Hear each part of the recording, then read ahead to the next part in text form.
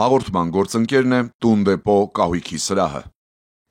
Բարև երկիր, բարի լույս սիրելի հեռուստադիտողներ, այսօր ապրիլի 26-ն է, օրը շաբաթ եւ բարև երկիրը սիրով սկսում է իր աշխատանքը։ Այսօր կրկին ստիպված եմ ասել, ես միայնակ, թեև իմ թիմի անդամների հետ, բայց ինչպես տեսնում եք, իմ սիրելի գործընկերը այսօր կրկին տաղավարում չէ, կրկին հարգելի պատճառներով հուսանք մյուս եթերում արդեն միասին կլինենք։ Սիրով, թեյով, սուրճով, ինչպես ես սիրում եմ ասել, սկսում ենք մեր աշխատանքը։ Դրսի եղանակը մեզ բնավ չի հուզում, նույնիսկ եթե անձրև է գալիս, որովհետև անձրևն էլ բնության գեղեցկությունն է եւ միշտ պետք է գոհանանք բնության եւ Աստծո տված բարիքներով։ Այո, անձրևը նույնպես բնության համար բարիք է։ Հիշում եմ մեր գործընկերոջը, իհարկե առանց որի չէր կարող պարզապես բարև երկիրը լինել եթերում։ Տունդեպո խանութ սրահ, շնորհակալություն մեզ հետ լինելու համար եւ այն հասցեներն էլ են մեզ հետ ավանդաբար, որոնցով կարող եք հետևել մեր թողարկումներին, եթե հեռուստացույցով բաց եք թողել։ Դրանք են Երկիր մեդիայի YouTube-յան ալիքը եւ Երկիր մեդիայի ու Բարև երկրի Facebook-յան էջերը։ Սկզբի համար այսքանը, շարժվենք առաջ եւ տեսնենք, թե անցնող շաբաթ եւ այսօր ինչ է կատարվում մեր երկրում եւ աշխարհում։ Այսօր կաթոլիկ աշխարհը հրաժեշտ է տալիս Հռոմի Սրբազան քահանայապետին։ Սուրբ Պետրոսի տաճարում հավաքված հավատացյալներն իրենց հարգանքի տուրքն են մատուցում ապրիլի 21-ին կյանքից հեռացած 89-ամյա Հռոմի Ֆրանցիսկոս Պապին։ Իր իսկ պատգամի համաձայն Հռոմի 266-րդ Պապի աճյունն ամփոփվելու է Հռոմի 4 հայրապետական տաճարներից Սանտա Մարիա Մաջորեի բազիլիկում։ Վերջին 200 տարվա ընթացքում Ֆրանցիսկոս Պապն առաջինն է, որ հուղարկավորման վայրն ընտրել է Վատիկանից դուրս։ Մինչև նոր Պապի ընտրությունը Վատիկանի ժամանակավոր ղեկավար է նշանակվել Միացյալ Նահանգներից կարդինալ Քևին Ֆարելը։ Հիշենք, որ Ֆրանցիսկոս Պապը Հովանես Պողոս II Պապից հետո մեր երկիր այցելած Հռոմի երկրորդ գահակալն էր։ Պոնտիֆիկոսը 2016-ին Հայաստան կատարած իր այցն անվանել էր ուխտագնացություն դեպի աշխարհի թանկ ծայրամասերից մեկը։ Շարժվենք առաջ եւ այսօր բազմաթիվ միջազգային տոներ են նշվում, հերթով, կարգով անդրադառնանք բոլորին։ 2007 թվականից ապրիլի 26-ին Հայաստանում նշվում է Սահմանապահի օրը։ Օրվա նպատակն է ցուցադրել զորքերի մարտական ուժը, ինչպես նաև բարձրացնել երկրի ու պետության առաջ ծառայողական պարտքը կատարող զինվորների մարտական ոգին։ Նշենք, որ Սահմանապահ զորքերը գործում են Հայաստանի Հանրապետության ազգային անվտանգության կազմում եւ կոչված են մեր երկրի պետական սահմանները պահպանելու, անվտանգությունն ու անկախությունն ապահովելու, սահմանակետերում վերահսկողություն եւ սահմանային ռեժիմ իրականացնելու համար։ Շնորհավորում ենք իհարկե բոլոր սահմանապահներին եւ առաջին հերթին շնորհակալություն հայտնում այո մեր ապահովությունն ու անվտանգությունն ապահովելու համար եւ ինչպես ասում են, բարի ծառայություն մաղթում բոլորին։ Այսօրը տոնական է ոչ միայն սահմանապահների համար, նաև օդաչուների համար 2013 թվականից օդաչուների միջազգային ասոցիացիայի նախաձեռնությամբ ապրիլի 26-ը հայտարարվել է օդաչուների համաշխարհային օրը։ Մարդիկ, մասնագիտություն, որոնց պետք է շնորհակալ լինել ամեն օր եւ ինչ են մաղթում օդաչուներին, որպեսզի միշտ ծափողջություններով ամփոփվի վայրեջքները, վերելքները լինեն միշտ խաղաղ երկնքում եւ իհարկե փափուկ, ինչպես ասում են։ Սկսած 2000 թվականից յուրաքանչյուր տարվա ապրիլի վերջին շաբաթ օրն էլ նշվում է անասնաբույժի միջազգային օրը, որն ընդունվել է համաշխարհային անասնաբուժական ասոցիացիայի կողմից։ Հայաստանում այս տոնն առաջին անգամ պետական նախաձեռնությամբ ու աջակցությամբ սկսել է նշվել 2019 թվականից։ Նշենք, որ անասնաբուժության պատմական հայրենիքը համարվում է Ֆրանսիան։ Կենդանիների բժիշկների առաջին դպրոցը հիմնադրել է Լյուդովիկոս 15-րդը։ Դպրոցի նպատակը նպատակն էր կանխարգելել այն համաճարակները, որոնք դառնում էին մեծ քանակությամբ ընտանի կենդանիների ոչնչացման պատճառ։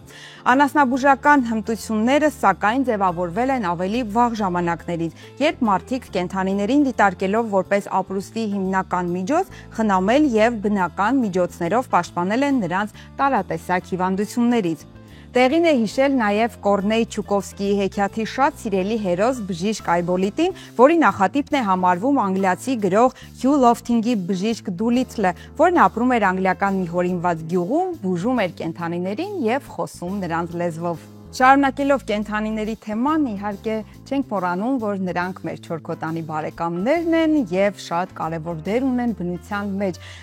եւ բոլորս ենք իհարկե նկատել, որ կենդանիների մասնակցությամբ տեսանյութերը միշտ էլ զվարճալի են լինում, ժպիտ են առաջացնում եւ հետաքրքիր շատ օրերս համացանցում լուսանկարներ էին հայտնվել, որոնց գլխավոր հերոսները չինացի տարեցկինն էր եւ նրա շունը։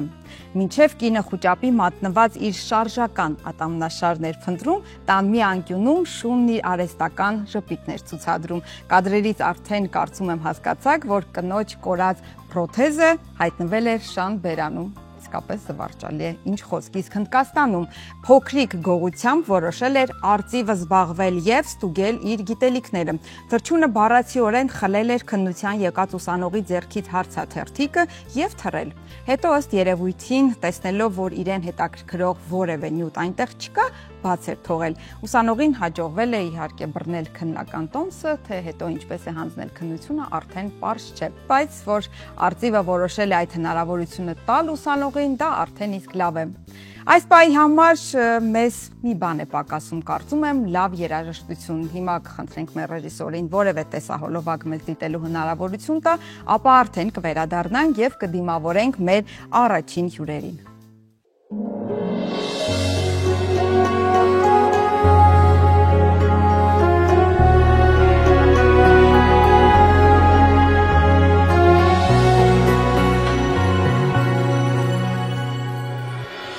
Հիշում եմ մեր սիրո այգում նստած, ինձ քո տված սիրուց աչքերս թած, երբ ինձ ասել ես քեզ դարձել եմ թանկ, որ ինձանից բացի էլի ինչ աշխարհ ինչ կյանք, դու ինձ ասել ես ամեն անուն ես, հիշում ես ասացիր սիրում եմ քեզ, որ քո միակն եմ էլ չկա ինձպես, որ իմը կլինես, բայց դե արի ուտես սերս տարա, սերս վարան, սիրտս արար, հեռու տարա, սերս տարա,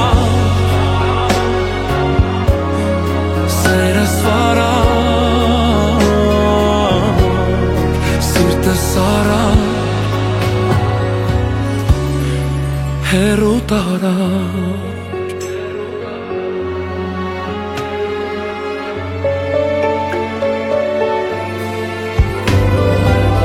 Ինձ քեզ սերվում տեսնել դժվար է շատ, ասես հաշվեմ աստղերը ես հաթար, ասես պիտի հիշեմ քեզ անընդհատ, որ արցունքները իմ հոսեն գնան կատ-կատ, չեմ դադարել ես միշտ սիրել եմ քեզ, քեզ միշտ էլ համարել եմ իմը ես, ուզել եմ իմ սիրով թե վերառնես, ինձ հետ երկինք առնես, բայց դե արի ուտես սերս տարա,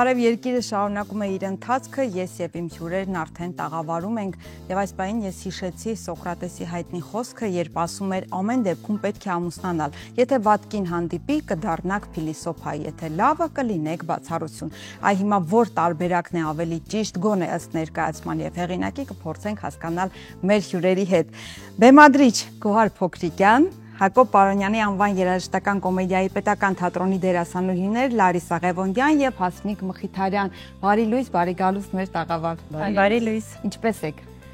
Լավ։ Իսկ դու գիտեք ինչպես չամուսնանալ։ Ես ենթադրում եմ ինչպես չամուսնանալ, փորձում եմ հասկանալ ինչպես պետք է ամուսնանալ, Սոկրատեսի հետ շատ համաձայն եմ։ Համաձայն եք, որպեսզի հեռուստադիտողներն էլ հասկանան ինչի մասին է խոսքը, ասեմ, որ 3 ապրիլի 25-ին Հակոբ Պարոնյանի անվան երաժշտական կոմեդիայի պետական թատրոնում առաջնախաղ էր ինչպես չամուսնանալ ներկայացումներ։ Այսօր նույնպես ներկայացումը բեմում է լինելու, բայց մինչ երեկո գանք սկզբից եւ հասկանանք թե նախ ով է պիեսի հեղինակը եւ ինչու որոշվեց, որ այսօր հայ հասարակությանը պետք է տեղեկացնել այն բոլոր մեթոդների, տարբերակների մասին, թե ինչպես չամուսնանալ կամ գուցե այստեղ նաև հակագովազդ է եւ հակառակ ազդանշաններ կան, ամուսնանալ օրինակ։ Հարցին թե ինչպես չամուսնանալ, մենք ներկայացման մեջ տվել ենք հստակ պատասխան, բայց այստեղ մի նկատառում կա, որ դուք չնշեցիք, ինչպես չամուսնանալ, եթե մենք ունենք բազմաթիվ եթեներ, թե որ դեպքում է պետք չամուսնանալ։ Մենք ցույց ենք տալիս այդ բոլոր դեպքերը, երբ այնքան էլ պետք չէ ամուսնանալ, եւ դրա հետ մեկտեղ նաեւ հանդիսատեսին ուղղորդում ենք, թե ինչպես է պետք ամուսնանալ ճիշտ։ Ում ստեղծագործությունն է, պիես էր, թե դուք եք վերածել պիես։ Պիես է, Միխայել Հեյֆիցն է հեղինակը, ինքն այսօր շատ բեմադրվող հեղինակ է համարվում, նաև Հայաստանում են իրեն անդրադառնում ժամանակ առ ժամանակ։ Այսպես պիեսը էքսցենտրիկ, մի շնչով սկսվող եւ ավարտվող կատակերգություն է։ Մենք էլ փորձել ենք այդ սկզբունքը պահել եւ բեմադրությունն էլ կարծում եմ մեկ շնչով պիտի որ հանդիսատեսը ընդունի։ 3 արդեն առաջնախաղը եղել է եւ մինչ կերպարներին կանդրադառնանք, ասացիք մեկ շնչով դիտելու ներկայացում, հետաքրքիր էր արձագանքը հանդիսատեսի։ Ինչպես որ ասում էինք, արձագանքը հրաշալի է, բոլորին էլ հետաքրքրում էր այդ հարցը, թե ինչպես պետք չէ ամուսնանալ եւ չգիտեմ հանդիսատեսը նախ անցավ ներկայացումը Լեբլեցուն դահլիճում, արձագանքը բուրն էր, բոլորն էլ գտան իրենց հանդիպում կազմակերպել եւ հատկապես չամուսնացած աղջիկների հետ հարցում իրականացնել, թե արդյոք այդ տարբերակների հետ համաձայն էին, թե ոչ։ Հասմիկ, ենթադրում եմ, որ դուք երևի այն ըմբոստ աղջիկն եք, որ չեք ուզում ամուսնանալ։ Այո։ Դուք ամուսնացած եք։ Ես ամուսնացած չեմ, բայց ամբողջ խնդիրը այն է, որ իմ կերպարը ոչ թե ինքը կոնկրետ չի ուզում ամուսնանալ, այլ այնքան խնդիրներ կան արդեն ստեղծված, այնքան մտածելու բաներ կան, որ մի պահ նույնիսկ ցույց է տալիս, որ ինքը ուզում է իր կողքին ինչ-որ մեկին ունենալ, բայց այդ պահն էլ չի հասցնում վայելի, որովհետև այնքան լուծելու խնդիրներ կա, այնքան կիսատ բաներ կա, այնքան խնդիրները ամուսնու հետ, ամուսնանալու հետ կապված չեն, առհասարակ։ Առհասարակ ինքը օրինակ չունի, ինքը չգիտի դա ինչպես է լինում, ինքը չգիտի ինչպեսի ճիշտ տղամարդ պետք է ընտրի, ինչպես անել, որովհետև այն մեթոդներն են, որոնք որ մայրիկը առաջարկում է, դա ընդհանրապես իր ուղեղի մեջ չի տեղավորվում, որովհետև դրանք աբսուրդ են։ Ու ներկայացումն էլ ասեմ, որ ովքեր դիտել են, հենց իսկ սկզբից ներկայացման մեջ են, ապրում են եւ մայրիկի հետ եւ աղջիկա հետ, որովհետեւ այդպեսին է կառուցված։ Մայրիկի կերպարն էլ Լարիսան է։ Անդրադառնանք ձեր կերպարին։ Այ որպես մայր հետաքրքիր է, համաձայն եք դուք կերպարի հետ եւ այդ ինչ տարբերակների ու առաջարկների մասին էր, որ ըմբոստանում էր աղջիկը եւ չէր ուզում։ Չէ, իհարկե համաձայն չեմ։ Իհարկե կյանքում ես այդպես չէի վարվի։ Իմ հակապատկերն է, իմ կերպարը, բայց փորձել եմ կերտել այդ կերպարը, հասկանալ ով է այդ կինը, ինչու է այդպիսին, ինչի է դրդում աղջկան ինչ-որ ավանտյուրաների, ինքն էլ ընկնում հազար ու մի պատմությունների մեջ, վերջում իհարկե այդ ամենը բացվում է, եւ սուտը, եւ ամեն ինչը, ամեն ձև ուզում է ամուսնացնել աղջկան։ քանի որ մայրը ինքը միայնակ կին է, ամուսին չի ունեցել երբեք, եւ երևի թե ուզում է, որ իր աղջիկը բախտավոր լինի, ամուսին ունենա, ընտանիք ունենա, բայց շատ սխալ ճանապարհով է անում այդ ամենը։ Այսօր մեր հասարակության մեջ իհարկե երբեղկված են, հա, երիտասարդները, կան աղջիկներ, ինչ ոչ նաև տղաներ, որոնք շատ շուտ տարիքից, վաղ տարիքից նաև ձգտում են ամուսնանալ եւ այնպիսիները, որոնք կտրականապես դեմ են ամուսնությանը։ Հետաքրքիր է ներկայացումը ունի այնպիսի հաղորդագրություն, որը ոչ թե այո կամ ոչ տալիս է պատասխան պետք է ամուսնանալ կամ ոչ, այլ տալիս է տարբերակներ, ուղղորդում է երիտասարդներին, որ այս դեպքում պետք է այսպես անել, այս դեպքում պետք է այսպես անել եւ առհասարակ ինչպես պետք է գտնել այդ կյանքի ճանապարհը ճիշտ։ Այսինքն խնդիրը աղջկա չամուսնանալու այն է, որ չի գտել համապատասխան թեկնածու, ճիշտ է։ Չի գտել համապատասխան թեկնածու, որովհետև նորից եմ ասում, ինքը ձևը չգիտի։ Ու այո, մենք հանդիսատեսին ասում ենք ոչ թե հա ամուսնանալ, ոչ թե ոչ չամուսնանալ, այլ կոնկրետ հասկանալ, թե ինչ փուլում է ինքը, ինչու չի ստացվում, ինչու է ստացվում, ու պետք է այդ հարցերի պատասխան ինքը իր մեջ գտնի։ Ու անհաստատ ինքը սկսելու է մտածել, թե ինչն է պատճառը, որ իր մոտ այսինչ բանը չի ստացվում, այնինչ բանը ստացվում է, մտածելու տեղիք շատ է տալիս, տարբեր իրավիճակներ են լինում, այդ մամայի ստեղծած իրավիճակները, աղջիկը ամեն իրավիճակ տարբեր ձևով է արձագանքում, որովհետև իր ներսում տարբեր խնդիրներ կան, այնպես չի, որ մի խնդիր է ու այդ ամբողջը պտտվում է ներկայացման ընթացքում, այլ ամեն փուլում պարզվում է, որ այս խնդիրն էլ ունի, սա էլ, որովհետև այսպես է, դրա համար այդ որովհետևները շատ են ու հաստատ ամեն մեկը կգտնի։ Այն մարդիկ, ովքեր որ չեն ամուսնացել ու չգիտեն ինչու, ուղղակի վերագրել են, որ չենք ուզում։ Այդպես կարծում եմ Իսկ ներկայացման մեջ հավանական թեկնածուներ կան ներգրավված, թե մայր եւ աղջիկ միայն։ Մայր եւ աղջիկ ենք միայն, բայց գրածածը երևակայական։ Երևակայական բազմաթիվ թեկնածուներ կան, որոնք մայրը ամեն առավոտ առաջարկում է աղջիկի ճաշակով։ Դա էլ մի խնդիր, որ չի ուզում մայրիկի։ Եթե դու չես գտնում փեսացու, ուրեմն ես կբերեմ այդ փեսացու։ Ամեն բան է դրա համար։ Ամեն պատահած, ամեն, չգիտեմ, ընկերու զարմիկը, ընկերու որդին, բոլորին ուզում է ծանոթացնել, բայց աղջիկը դեմ է։ Ու մեր ներկայացումը չի ուզում այդ ճանապարհով։ Այսինքն ծնողներն էլ պետք է հասկանան, որ պետք չէ երեխային ստիպել, այո։ Դա այն ճշմարտությունն է, որը անվիճելի է եւ ծնողների համար որ դաս է դա, որ շատ վատ տեղ կտանի այդ ամենը, շատ։ Այսինքն սիրելի էլ չունի աղջիկը, վերջո։ Չունի։ Չէ ունենում։ Գուցե ունեցել է։ Այդտեղ միտեղ կա, որ հասկացվում է, որ դա էլ չի ստացվել, որովհետև էլի մայրիկի սխալ օրինակը ուներ, բայց դեռ չունի։ Փնտրում է։ Շուար ինչպիսի երաժշտական ուղեկցություն ունենք։ Բազմաժանր է երաժշտական ուղեկցությունը։ Ներկայացումը ինքը գրոտեսկի մեջ է արված, չնայած թեման հնարավոր է շատերի համար այսպես սրտին կպնող թեմա է, գրոտեսկի մեջ է արված, սակայն այդ գրոտեսկի ետևում բազմաշերտություն կա, այսինքն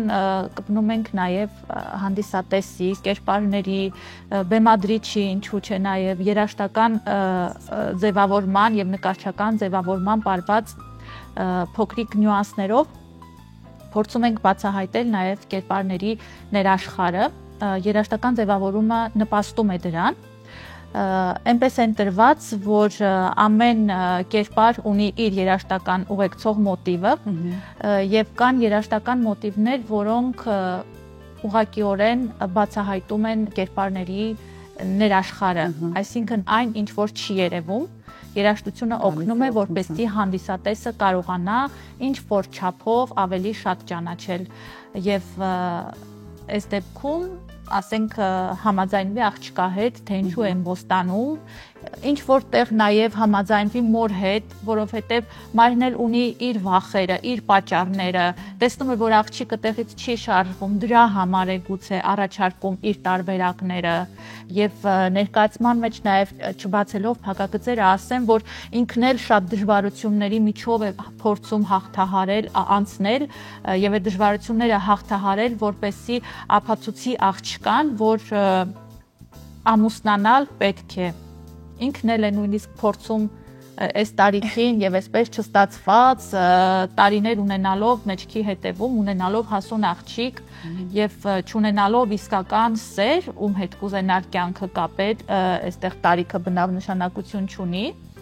չունենալով այդպիսի մեկին փորձում է գտնել եղանակներ ինքը ամուսնանա, որպեսզի ցույց տա աղջկան, որ տես ես ամուսնացա, ուրեմն դու էլ պետք է ամուսնանաս, նա օրինակ աղջիկ, օրինակ ծառայի, ճիշտ է շատ սխալ ճանապարհով է փորձում օրինակ ծառայել, բայց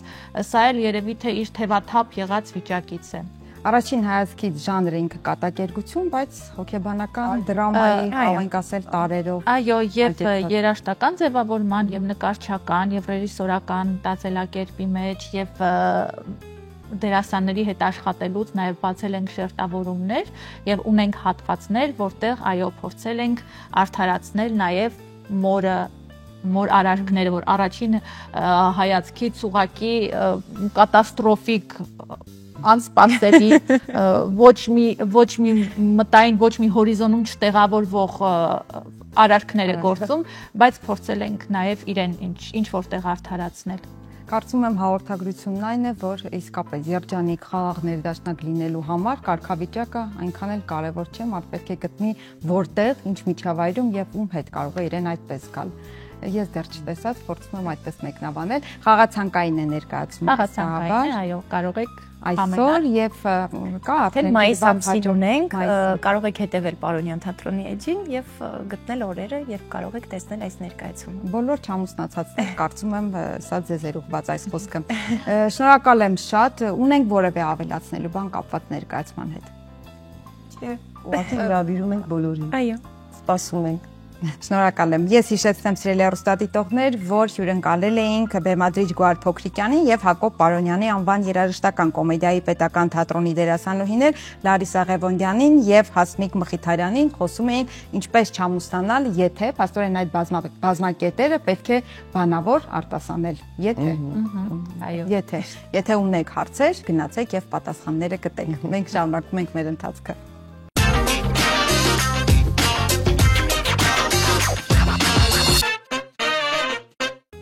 Բարև երկիրը շարունակում է իր ընթացքը, բարի լույս, եթե հենց նոր եք արթնացել, շատ ճիշտ ժամանակին եք արթնացել, որովհետև խոսելու ենք առողջությունից։ Օգտակար է էջն այս պահին մեր եթերում լինելու եւ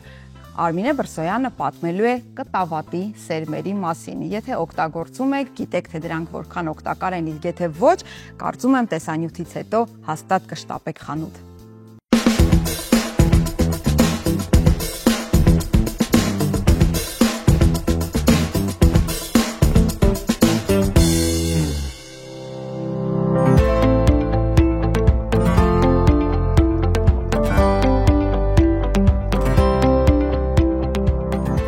Դեռևս հնագույն ժամանակներից կտավատի սերմերը հայտնի են իրենց օգտակար հատկություններով։ Ընդհանրապես կտավատի, քունջուտի կամ այլ սերմերին նայելիս անհավատալի է, որ այսքան փոքր հատիկներում կարող են լինել այսքան մեծ օգտակար հատկություններ։ Ժամանակակից տերմիններով ասված, սերմերը դասվում են սուպերֆուդերի շարքին, որոնք հիմնականում բուսական ծագման մթերքների խումբ են, որոնք շատ սննդարար եւ օգտակար են առողջության համար։ Կտավատը եւ դեղ է, եւ դիետիկ մթերք, եւ անփոխարինելի կոսմետիկ միջոց։ Կտավատի սերմերը պարունակում են հակաօքսիդանտներ, վիտամիններ եւ հանքային նյութեր։ A, E, B վիտամինների հիանալի աղբյուր են։ Պարունակում են բանանից 7 անգամ ավել կալիում։ Կտավատի սերմը պարունակում է 3 տեսակի չհագեցված ճարպաթթուներ՝ օմեգա 3, օմեգա 6 եւ օմեգա 9։ Դրանք երեքն էլ շատ կարևոր են օրգանիզմի համար։ Չհագեցված ճարպերը եւ F վիտամինը, որով նույնպես հարուստ է կտավատի սերմը, նպաստում են արյան մեջ խոլեստերինի մակարդակի եւ արյան բարձր ճնշման իջեցմանը։ Այդ պատճառով էլ կտավատի սերմերը օգտագործում են աթերոսկլերոզի, ինսուլտի, ինֆարկտի, տրոմբոզների եւ սրտանոթային համակարգի այլ հիվանդությունների կանխարգելման ժամանակ։ Կտավատի սերմերի մեջ եղած հակաօքսիդանտները օժտված են հակաբակտերիալ եւ հակավիրուսային հատկություններով։ Հատկապես փոքր երեխաներ ունեցող մայրերը կարող են իմանալ, որ կտավատը նաեւ հայտնի է որպես հակամակաբուծային հզոր մթերք։ Կտավատի սերմերի եփուկը ոչնչացնում է բոլոր տեսակի մակաբույծներին բացի ասկարիդից։ Կտավատի սերմերի եփուկով նաև բուժում են բշտերը, այրվածքները, բերանի խոռոչի և կոկորդի զանազան բորբոքումները։ Այն նաև լավ փափկեցնում է չոր հազը։ Կտավատը նաև օգտագործում են որպես լավ նիհարեցնող միջոց, բայց օգտագործելիս պետք է հաշվի առնել, որ այն արագացնում է աղիների աշխատանքը։ Եվ կարող է հարց առաջանալ ինչպես օգտագործել կտավատի սերմերը։ Ամենահեշտ եղանակը դրանք սննդի մեջ կիրառելն է, հարկ է ուտել օրական 5 գրամ։ Կտավատի սերմերի օգտագործման հաջորդ ամենատարածված տարբերակը դա թուրմն է։ Հարկավոր է 1 գրամ կտավատի սերմերի վրա լցնել 2 բաժակ եռման ջուր և թողնել, որ երկար ժամանակ այն թրմվի։ Արմինե Բրսոյան, Բարև Երկիր։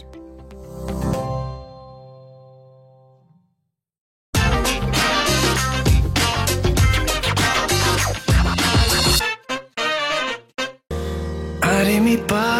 պատկերացնենք, որ ես ու դու չունենք հարցեր, մեր պատասխան այս աշխարհին այն սերն է, որ նստած գահին սրտի ինձ ու քեզ գիտի։ Արի մի պատկերացնենք, որ մենք կարող ենք արթնացնել Տիեզերքում քնած աստղեր, տողեր ճակատագրի գրված սրտի անկյունում գաղտնի Կհամոզեմ, որ այս գիշեր մեր առավոտը ուշանա երկու ժամով Կհամոզեմ սլակների դանդաղ գնան, որ ավելի արագ ապրեմ քեզնով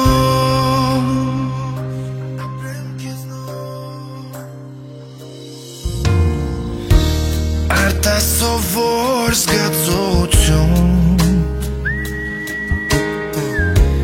Կարծես հոգուս հիշողություն Որ ես քեզ նոր չեմ ճանաչում Անցյալ մեր կյանքերում Հավերժ երկու Սերեր ենք ես ու դու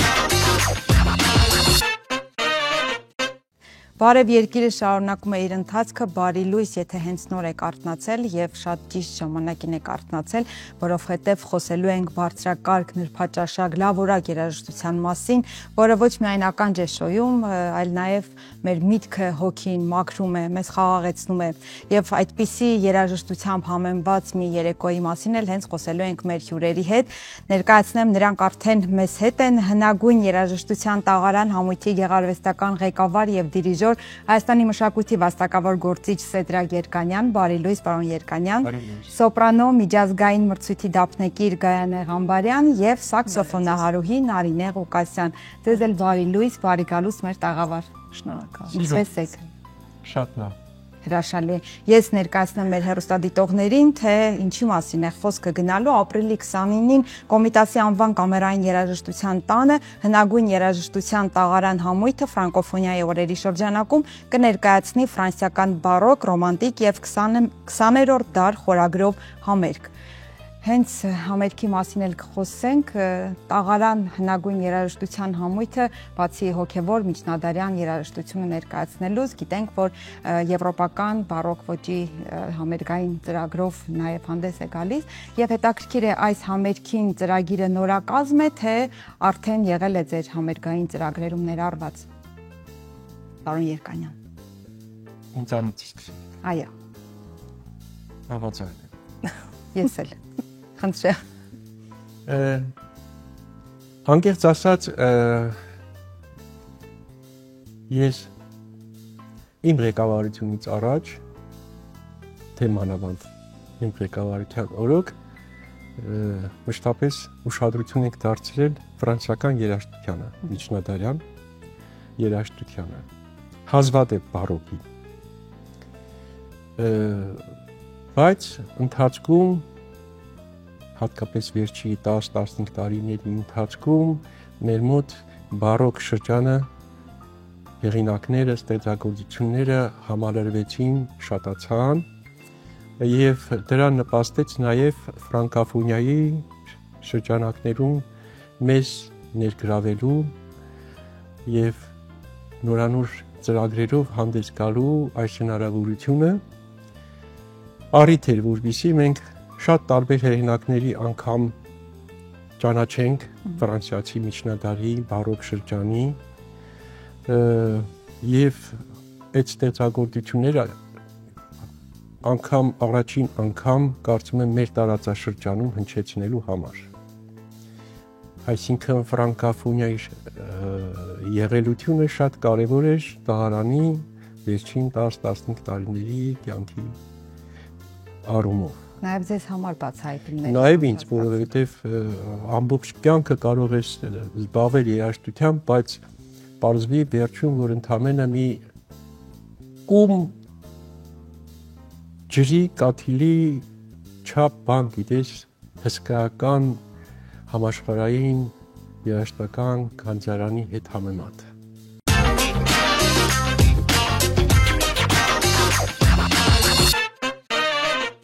Եվ ծրագրում ինչ է ներառված, կարող ենք ստեղծագործությունները թվել։ Այո, մենք այս անգամ փորձելու ենք ոչ թե հնից դեպի գալ ժամանակակից, այլ ժամանակակից գնալ դեպի հին։ Այսինքն սկսելու ենք 20-րդ դարից Պուլենկի ստեղծագործություններով ես կնվագեմ, Նարինեի հետ կնվագենք, եւս մի գործ տրիո, որ առաջի անգամը կարծում եմ Հայաստանում կհնչի։ Չես կարծում։ Միգուցե։ Հա։ Շատ հետաքրքիր ցիկլ է, այդ ցիկլից հատվածներ կնվագենք նաև մեր ջութակալու հետ։ Հետո Պուլենկ երգեն։ Պուլենկից հետո որպես 20-րդ դար անցում կկատարենք դեպի ռոմանտիկ դարաշրջան։ Կերկվի մի քանի ռոմանտիկ արյաներ։ Իդիլոս Աշարգունից։ Այո։ Արես։ Եվ հետո նոր կանդրադառնանք բարոկ երաժշտությանը։ Գունոյից Ռոմեո Ջուլիետ։ Այո։ Գուշակեցինք։ Եվ էլի մեր բարոկ ծրագրում կլինեն ստեղծագործություններ, որ առաջին անգամ են հնչելու Հայաստանում։ Ռամոյից կլինի, Լյուլիից կլինի։ Եվ ձեր երաժշտացանկում հետո կներառվի, կարծում եք, այլ համերգային ծրագրերում կհնչեցնեք այդ երաժշտությունը։ Իհարկե։ Իհարկե, թեպուլենտը, որ մենք նպատակ ունենք, որ հետագայում ոչ թե հատվածաբար ներկայացնել այդ շարքը, այլ ամբողջությամբ։ 3 մասանի բավական հետաքրքիր, բավական անուշ, ժպիտ առաջացնող մանրանկարների շարքի կուզենանք դա ամբողջությամբ։ Ինչու՞ չէ նաև արյաները ռոմանտիկ տարբեր ծրագրերում կարող են հանդես գալ, իսկ բարոկ երաժշտության առումով Լուլին եւ Ռամոյի ստեղծագործությունները մշտապես մեծ ոգևորություն, մեծ տրամադրություն առաջացնող ստեղծագործություններ են, որոնք կարող են չսպասել ֆրանկաֆոն օրերին։ Շնորհակալություն, Նարինե, մի փոքր շեղվենք համերգից եւ երբ ասում ենք սաքսոֆոն, անպայման պատկերացնում ենք, որ այդ գործիքը պետք է տղամարդու ձեռքին լինի եւ այսպես շատ հաճելի անակնկալ է, երբ տեսնում ենք կնոջ, այն էլ փոքրամարմին։ Մի փոքր կպատմեք, թե ինչպես եղավ գործիքի ընտրությունը։ Դուք ինքներդ մանկուց սիրել եք սաքսոֆոն, թե ծնողներն են որոշել սկզբում, հետո էսեր արթնացել, հետաքրքիր է։ Սիրել եմ ինքս, ոքե։ Ինձ տանում էին դաշնամուրի, չուզելով գնում էին 6-րդ տարին էլ չդիմացա, ասեցի, էլ չեմ ուզում, շատ շնորհակալ եմ, էլ չեմ դիմանա այս տանջանքին, բա ինչ ես ուզում, ասի սաքսոֆոն։ Ու տենց մի շաբաթի հետո պապաս սաքսոֆոնը ձեռքը մտավ տուն։ Ես տենց ասեցի սաքսոֆոն, ոնց որ ուզում էի, Լուսին ես ուզում թռնես, ասեմ, ոնց է երազանք, որ անհասանելի է։ Տենց ասեցի, որ այնքանավորից չտանեն դաշնամուրի։ Ու տենց սաքսոֆոնը մտավ մեր տուն, հորս ձեռքով, ու մտավ իմ կյանք, ու չի դուրս գալի ոչ մի դեպ։ Կանյան, դուք ինքներդ էլ դաշնակահար լինելով, ինչ կարծիք եք Նարինեն ճիշտ է արել, որ դաշնամուրը թողել եւ սաքսոֆոնն ընտրել։ Ես չգիտեմ ինքը ճիշտ է արել դաշնամուրը թողել է թե ոչ, բայց ինքը շատ ճիշտ է արել, որ սաքսոֆոնի հետ բարեկամացել է եւ իմ վստահ համոզված կարծիքով ինքը ինձ համար գոնե աշխարհի ամենալավագույն սաքսոֆոնահարուհին է։ Հրաշալի է։ Մենք սովորենք սաքսոֆոնով լսել ավելի ջազ երաժշտություն, հետաքրքիր է դասական երաժշտություն, այն էլ միջնադարյան, բարոկ ոճի ինչպես է հնչում։ Ես եթե անկեղծ չեմ լսել երբևէ։ Շատ հետաքրքիր հնչողություն ունի սաքսոֆոնը, ինքը նման է երգեհոնի մի փողի։ Իրանով ինչ ասես կարելի է նվագել։ Թե ջազ, թե դասական, թե հայկական, ինչու ոչ։ Շատ տարբեր։ Գործիքը է, ոնց կուզես, կօգտագործես, որտեղ կուզես, կօգտագործես։ Դրա համար պետք է մի քիչ լայն մտածել։ Ես այն եմ սիրում, ամեն ձև ուզում եմ այդ գործիքը հնչացնել։ Ինձ մի անգամ դիտողություն էին անում, թե ինչ կապ ունի, ասենք, բարոկ երաժշտության հետ սաքսոֆոնը։ Բախի հետ կապված դիտողություն արեցին։ Ասի Բախը, որ գրում էր իր երաժշտությունը, ի նկատի ուներ այն ժամանակվա այն բոլոր գործիքները, որոնք կային։ Այն ժամանակ սաքսոֆոն չկար, եթե լիներ, սաքսոֆոնի համար էր կգրեր։ Ու երբ որ մենք կատարում ենք մեր բարոկը, Վիվալդին լինի բարոկը, այնքան բարեհունչ է, այնքան ախր ինքը շատ լավ է նվագում։ Վարպետի ձեռքին, այո, այնքան ճիշտ բարոկին հատուկ, հա, իր այդ ամբողջ հնչյունային ճարտարապետությունը այնքան ճիշտ է կառուցում, որ այդ դիտողությունից հետո որևէ մեկը չի անդրադարձել կրկին դիտողությամբ, որ ասում էինք։ Եթե լիներ այն ժամանակ սաքսոֆոն, հաստատ Բախը կգրեր կոնցերտ սաքսոֆոնի եւ դարայինների համար։ Ի վերջո սաքսոֆոնը ոնց որ հիբրիդ լինի կլարնետի եւ ֆլեյտայի Ադոլֆ Սաքսը որ ստեղծել է, ինքը այդ երկուսը միաբանել է, ստեղծել է ու ի սկզբանե դասական գործիք է եղել։ Եվ նվագախումբը դատարկ կլիներ իհարկե առանց երգչուհու, այո, առանց վոկալի եւ ձայնի։ Գանե դուք ինչպես եք պատրաստվել այս ծրագրին, համաձայն եք, հավանել եք, բարեկամացել եք բոլոր գործերի հետ։ Այս համերգին ունեմ կատարելու մեկ համար արիա եւ շատ լավ մի պահ կա տաղարանում աշխատելիս մայստրոն մեզ ազատ է թողնում ծրագրի ընտրության հարցում Եվ քանի որ գիտենք, որ մեր անսամբլը կոչվում է հնագույն գործիքների, երաժշտական գործիքների տաղարան համույթ, այսինքն այն մեզ ժանրային առումով որոշ սահմանափակումներ է դնում եւ շատ հաճախ դու այն օպերային այրանները, որոնք դու ցանկություն ես իբրև օպերային երգչուհի երգելու, հաճախ երգելու,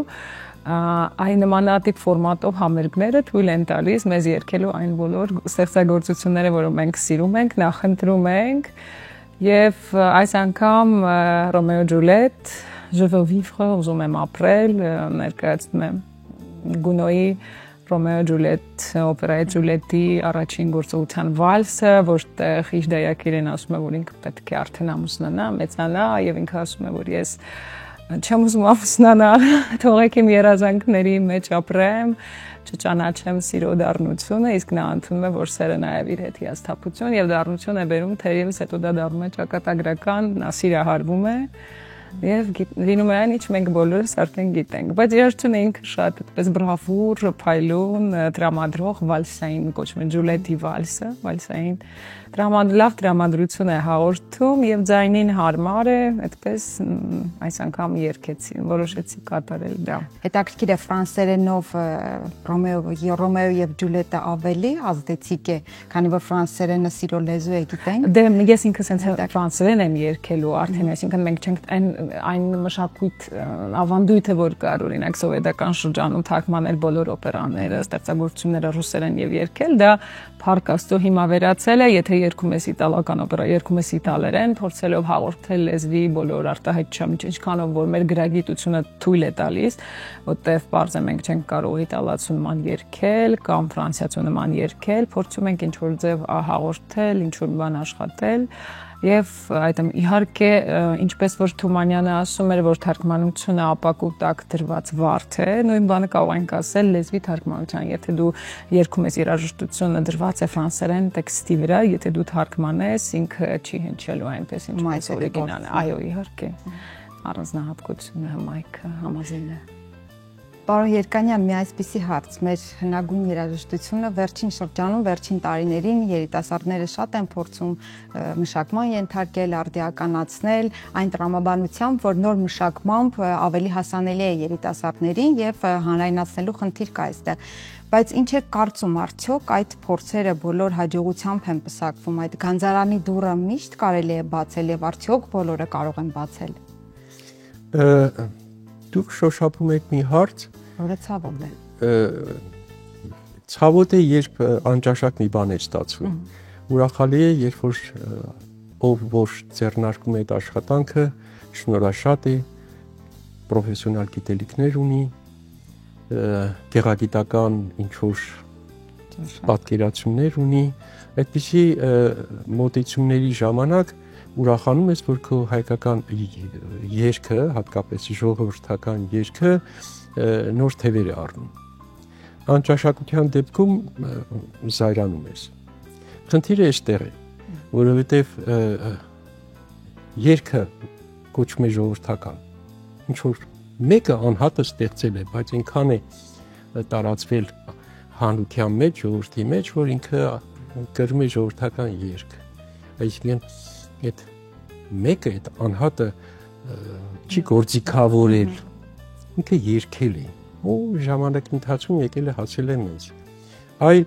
անընդունել է ինձ համար այն ստեղծագործությունները, որոնք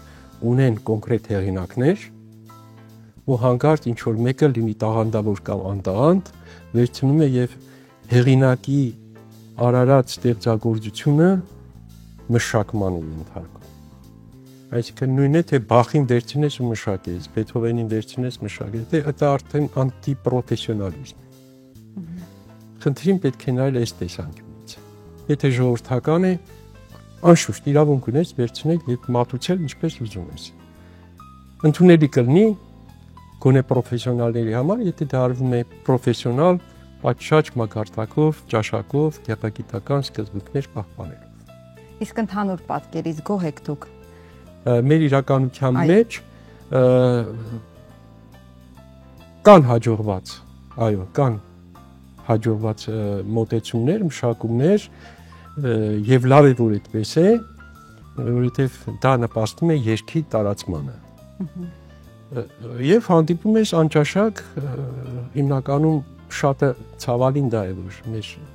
եթերներում այդ վատը շատ ավելի է հնչում, քան լավ։ Պարոն Երկանյան, տաղարանը բացի հոգևոր երաժշտությունից հայրենասիրական, ազգային ժողովրդական երգերի մշակմամբ եւ ներկայացմամբ էլ է զբաղվում, այ հետաքրքիր է երբևէ այդ երիտասարդները լինում է, որ դիմեն, օգտվեն այդ մշակումներից կամ օգնություն խնդրեն միգուցե վարպետներից ի վերջո։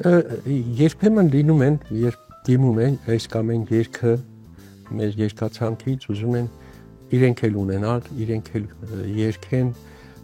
հայրենացնեն, ես միշտ ընդառաջում եմ, իհարկե, դա վերաբերում է ոչ միայն հայրենասիրական երգերին, ժողովրդական երգեր կլինեն, թե դասական երգեր կլինեն, մեր դուռը միշտ բաց է, եւ ես չեմ զլանում, անգամ իմ մշակումները տրամադրել իրենց վերջերս այդպիսի մի դուդուկահար եկավ եւ իմ մշակած մի շարք գործեր դուդուկի եւ լարայինների համար խնդրեց, սիրով տվեցի, որովհետեւ պիտի ուր պիտի կատարեին, չգիտեմ, Հայաստանից դուրս ինչ որ մի երկրում պիտի կատարեին, ուրախացա։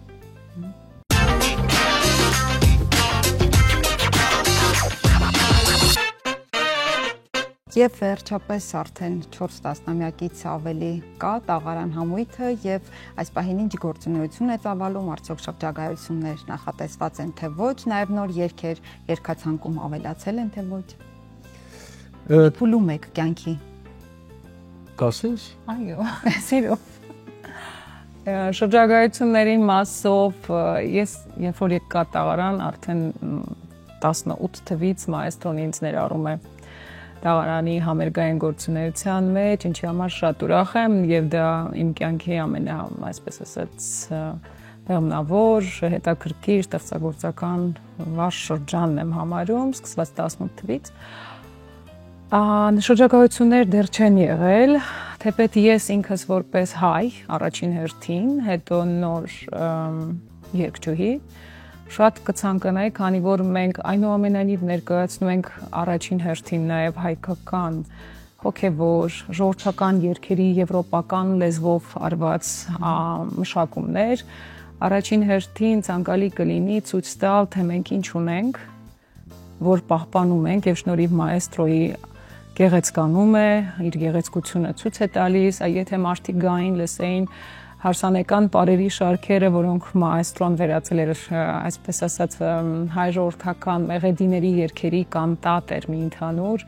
եւ Կարոս Խաչը լսեն, ես ինքս որպես կողքից նայող, ինձ հայրենասեր մարդ համարող շատ կուզենայի, որ եւ դա ոչ միայն Հայաստանում հնչեր, այլ նաեւ դրսում հնչեր, որպեսզի մենք առաջին հերթին այդպես ենք մեր դեմքը ցույց տալիս։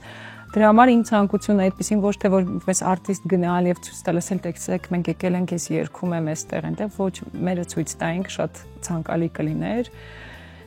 Տաղարանը փորձում է միշտ նոր բաներով հանդես գալ, ստեղծագործություններ, այո, հներն էլ ենք կրկնում, լինում է, մենք ամիսը մեկ պետք է 1-2 համերգային ներկայացումներով պիտի հանդես գանք, բայց այդ ընթացքում մենք նաև փորձում ենք անել այն, ինչ որ չենք արել, նոր ծրագրով հանդես գալ, հետաքրքիր եւ այն, որ կոչվում է հնագույն գործիքների երաժշտական համույթ, դեռ ոչ մի բան չի նշանակում, հնագույն բառը այդքան էլ աղերս չունի եւ իմ մասով կարող եմ ասել, որ մեր ստեղծագործական գործունեության այդ յուրաքանչյուր տարվա ընթացքում մեկ մենահամերգ ենք փորձել մայստրոյի հետ այդպես ներկայացնել եւ այդպես եղել է եւ ամեն անգամ ծրագրային ինչ որ հետաքրքիր միտք ենք ունեցել եւ ցույց ենք տվել մայստրոյի հետ եւ դա նույնպես այդ ժանրերից օրինակ դուրս մեր ընդունված մեզ բնորոշ, այսինքն անցած տարի մենք երգեցինք նվիրում Պուչինին, մայստրոն նվագակցեց, ես երգեցի ամբողջը Պուչինիի արիաներն էին եւ նվիրված էր Պուչինիի մահվան 100-րդ տարելիցին, իսկ դրանից առաջ նախորդ տարում ռոմանտիկ արիաների, այսպես Բելինի, Դոնիցետի, այդ ժամանակաշրջանը, այսինքն այն ինչ որ մեր ավանդական համերգներին չեն կարող ցույց տալ, այդ համերգներին ցույց ցույց կտանք։ Մի քիչ առաջ ընկնեմ ասեմ, այս տարի սեպտեմբերին էլի շատ հետաքրքիր բան ունենք ցույց տալ, միջև դա ունենք պարտավորիչ մեծ թե աշխարհի մեզ, այսինքն մեր հայաստանյան հանդիսատեսին միջի այդ կունենանք սարսուելաների հետաքրքիր, շատ հետաքրքիր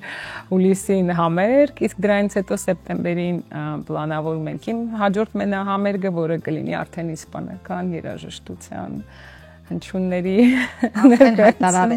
կերպարների հետաքրքիր բաներ շատ կան առջևում, ովքեր որ հետաքրքրվում են տաղարանի գործունեությամբ, կարող մի քիչ ուշադիր լինել, մենք ներկայացնում ենք Facebook-յան էջերով, ամենտեղ կարող են գալ ու ընկնդրել եւ չեմ կարծում, որ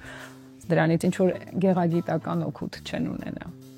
Միանշանակ հնագույն բառը այստեղ ես ձեր հայացքներն էի փորձում որսալ, նայելով համաշխարհային երաժշտական ժառանգությանը, իսկապես կարող ենք ասել, որ հնագույն բառը երաժշտության ամենատիպիկն է, որովհետև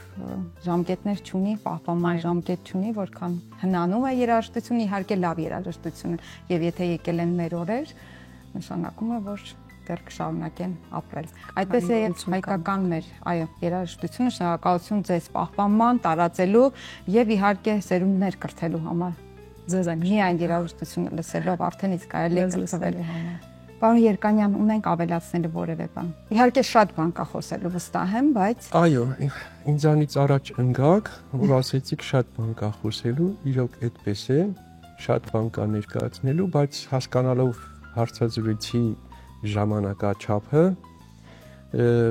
շնորհակալություն հայտնենք ձեզ։ Մենք ենք շնորհակալ հեռուստաալիքին այս հնարավորության համար։ Շնորհակալ ենք, որ մեր համերգից 1-2 օր առաջ լուսաբանում եք մեր առաջիկա ֆրանկաֆոն համերգը։ Շնորհակալ եմ։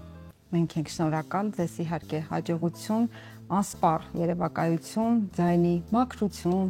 ինչպես ասում են, ձեզ էլ գուցե արժևում դեռ նոր չբացահայտված գործիքներ կան եւ որոշեք ինչու պետք է։ Սպասելի է։ Ես քիչ առաջ զրույցի ընթացքում ասում էի, չզարմանաք, եթե Նարինեն հարցազրույցից հետո կես ժամ հետո լինի խուստուպի բարձունքում։ Դա մեր ռեժիսորին դուր կգար հաստատ։ Հա, ի նկատի ունեցեք ուրեմն։ Կես ժամ հետո ձեր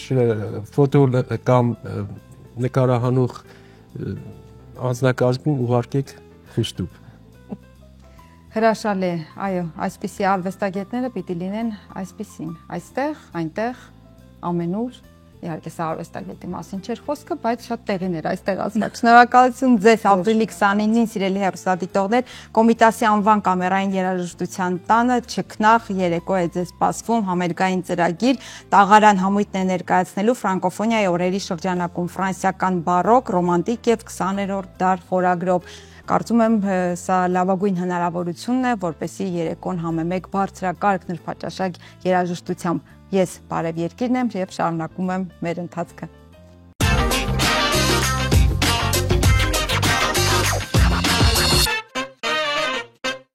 Ահա եւ վերջ սիրելի հեռուստադիտողներ, շաբաթօրյա Բարև Երկիրն ամփոփվեց։ Շնորհակալություն ձեր սուրճն ու թեյին ինձ հետ կիսելու համար։ Շնորհակալություն հայտնեմ մեր գործընկերոջը, որն է Տունդեպո խանութ սրահը, եւ հիշեցնեմ այն հասցեները, որտեղով կարող եք հետևել մեր թողարկումներին։ Դրանք են Երկիր մեդիայի YouTube-յան ալիքը եւ Երկիր մեդիայի ու Բարև Երկրի Facebook-յան էջերը։ Եղեք առողջ, խաղաղ եւ շատ երջանիկ։ Մենք կհանդիպենք վաղը։